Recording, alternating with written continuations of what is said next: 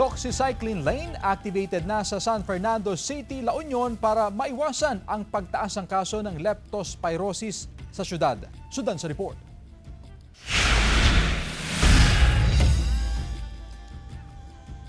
Labing-tatlong kaso ng leptospirosis ang naitala sa San Fernando City, La Union simula January 1 hanggang August 16, 2025. Isa na ang nasawi.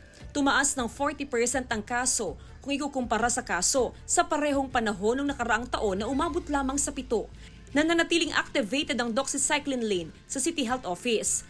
Inaabisuhan ng mga residenteng na exposed sa baha na magtungo sa CHO para ma-check up at maiwasan ang leptospirosis. If they are aware na sila ay may history of flood wading, pwede silang dumiretso dito sa City Health Office, i-assess agad ng doktor, hindi na dadaan sa pila, kung ilang doxycycline ang matatanggap niya at saka yung follow-up.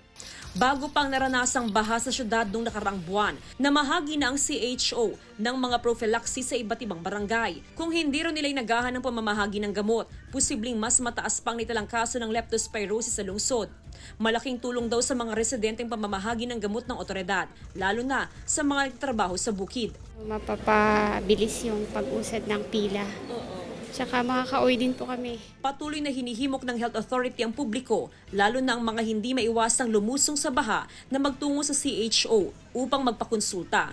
Hindi naman na raw sila pipila dahil sa doxycycline lane. Sapat din ang supply ng gamot sa syudad. Kasama si Henry Dumincil, Jasmine Gabriel Galban, One North Central Luzon.